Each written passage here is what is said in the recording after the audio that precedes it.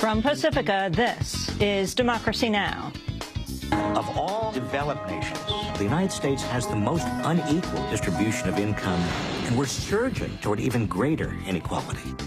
5 years ago this weekend, the Wall Street giant Lehman Brothers collapsed, triggering the worst financial crisis since the Great Depression. 2 years ago, Occupy Wall Street began, coining the term the 99%. Today, the gap between the rich and poor is now higher than it's been in almost a century, as the top 1% has captured about 95% of the income gains since the recession ended. We're joined by former Labor Secretary Robert Reich, who's featured in the new film Inequality for All. It's much worse than just stagnating wages. It's basically middle-class families, often with two wage earners, working harder and harder and harder and getting nowhere. All that and more coming up.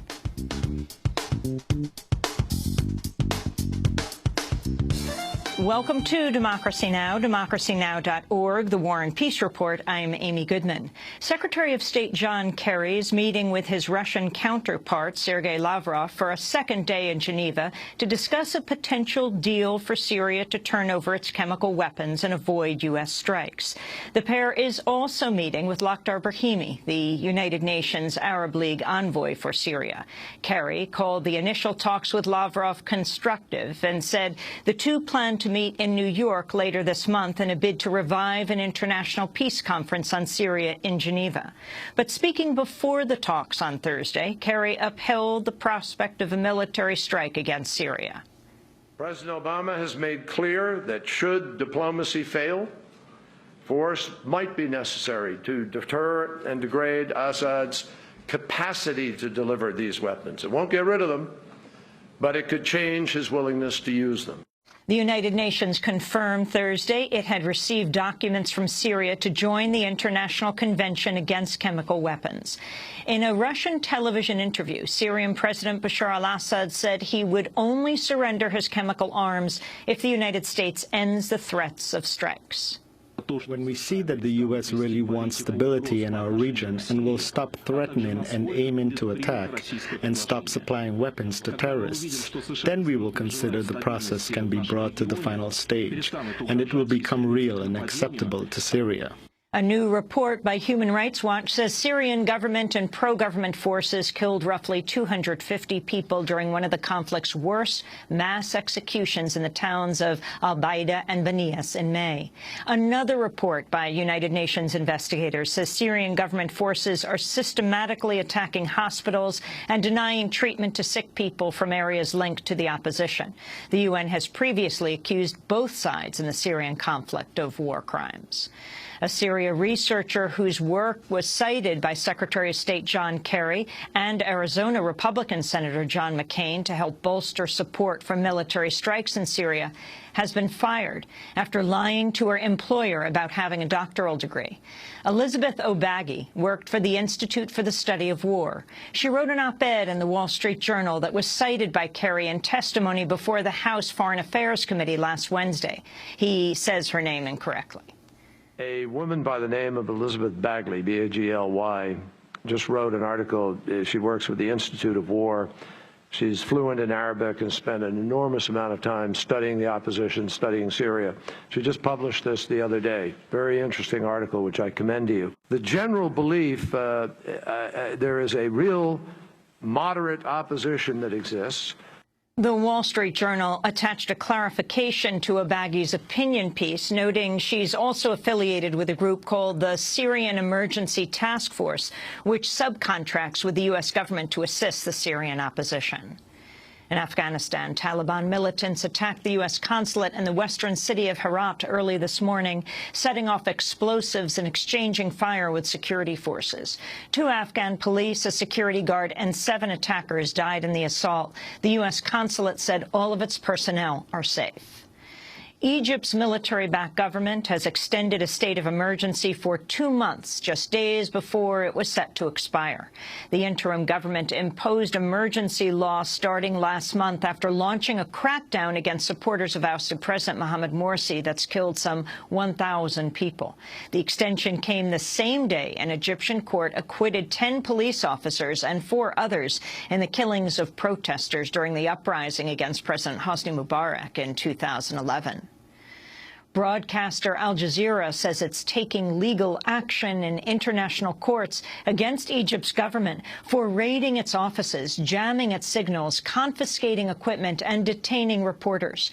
Earlier this month, an Egyptian court ordered Al Jazeera's local affiliate and other stations to stop broadcasting amidst a campaign against outlets seen as sympathetic to ousted President Morsi. A judge in India has sentenced 4 men to death by hanging for the fatal gang rape of a woman on a New Delhi bus that ignited mass anti-rape protests in December. The family of the victim, Jyoti Singh Pandey, was among those demanding the death penalty. The sentence must still be approved by India's High Court. Mass demonstrations continued for a 3rd night across Turkey following the death of a 22-year-old protester Tuesday.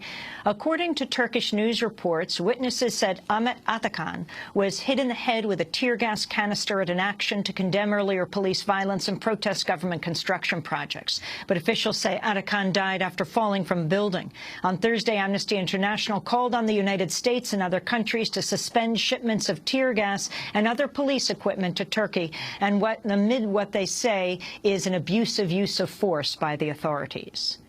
In Washington, D.C., more than 100 women were arrested Thursday after blocking an intersection outside the U.S. Capitol building to demand comprehensive immigration reform, including a path to citizenship for millions of undocumented people. More than 20 undocumented women took part in the act of civil disobedience. The protesters came from across the country to call attention to the impact of current U.S. immigration policies on women and children. Pramila Jayapal of the campaign We Belong Together spoke at a rally before the women all joined hands and sat down in the street. Each one of the 105 women who are here today understands how high the stakes are. We understand that passage of fair and humane immigration reform is not just a piece of legislation, but rather the ability for us to take care of our families, to keep our children safe and fed and in school, rather than preparing them for what they will see if they come home and they find a parent has been deported. You can go to our website at democracynow.org to watch or read our interview yesterday with Christina Sinsoon before she, too, was arrested at the protest in D.C. California is poised to raise its minimum wage to $10 an hour by 2016, potentially giving it the highest minimum wage in the country. The state legislature passed the bill Thursday and sent it to Governor Jerry Brown, who's vowed to sign it. California's current minimum wage is $8 an hour. Washington currently has the highest state minimum wage, $9.19 an hour. California lawmakers also passed the Domestic Workers Bill of Rights, which would make California the first state in the country to give live-in workers the right to overtime pay if they work more than 9 hours a day or 45 hours per week. Governor Brown vetoed similar legislation last year. Washington, D.C. Mayor Vincent Gray has vetoed a bill to provide retail workers with a living wage following pressure from Walmart and other chains. The bill would have required large retailers to pay their employees at least $12.50 an hour. Walmart had threatened not to open 3 out of 6 stores planned for the area if the measure was passed. Mayor Gray called the bill a job killer, saying Target, Home Depot, and other retailers also objected. The D.C. City Council could still override the mayor's veto. Walmart workers have launched a series of strikes recently to demand higher wages and better conditions. In Colorado, at least 3 people are dead amidst devastating floods following days of torrential rain. Officials warned early this morning that a 30-foot surge of water bearing cars and other debris was headed for the Boulder area. Thousands of residents there were told to evacuate, while some communities were left stranded without power. Massive wildfires in recent years have made some areas more susceptible to flooding. In Arkansas, a special prosecutor has been ordered to investigate the fatal police shooting of a 107-year-old man last weekend in Pine Bluff. Police say they were called to Monroe Isidore's home after he brandished a gun. They say Isidore fired at them after they stormed inside and deployed gas. Florida Attorney General Pam Bondi says she made a mistake when she delayed the execution of a death row prisoner so she could attend a fundraiser for her re-election campaign. Marshall Lee Gore was due to be executed Monday for 2 murders, but Governor Rick Scott postponed his killing at Bondi's request. The move drew criticism, particularly since Bondi is currently fighting challenges to Florida's so-called Timely Justice Act, which is aimed at speeding up executions, even though Florida has the highest rate of exonerations in the country for wrongly convicted death row prisoners. In a statement, Bondi said she, quote, absolutely should not have requested that the date of the execution be moved, unquote. Gore's execution had previously been stayed twice following claims he is mentally ill. In the latest potential sign of contamination from genetically modified crops, alfalfa plants in Washington state have tested positive for genetic modification, even though the farmer believed they were unmodified. Agriculture officials are testing the alfalfa after it was rejected for export. In May, genetically modified wheat created by Monsanto was discovered on an Oregon farm after the farmer attempted to kill the wheat with a Monsanto herbicide, but found some of the plants had survived. Testing showed the wheat was from an herbicide-resistant strain that was field-tested before being withdrawn from the regulatory process after protests. The discovery prompted Japan and South Korea to temporarily halt purchases of some U.S. wheat. Officials in Canada say a train that derailed and exploded this summer in Quebec was carrying mislabeled oil that was actually more hazardous than initially believed. 47 people died in the July derailment in Lac-Mégantic. A recent report by an environmental group found high levels of toxic material at the site. It turns out the oil was labeled Group 3 when it actually belonged to the more explosive Group 2. Cubans marked the 15th anniversary of the arrest of the Cuban Five Thursday, displaying yellow ribbons and calling for the United States to release the men from prison. The Cuban Five were arrested September 12, 1998, and later convicted of espionage. They say they were not spying on the United States, but trying to monitor violent right-wing Cuban exile groups responsible for attacks inside Cuba. 4 members of the Cuban Five remain behind bars, while the 5th, Rene Gonzalez, was released on parole in 2011. Adriana Perez, wife of Cuban Five member Gerardo Hernandez, spoke at an event in Havana. Today is a movement of solidarity, a message to the people of the United States so that they ask their president and their government to return the Cuban Five with a signature that he can give to free them. Gerardo, my husband, is jailed on 2 life sentences.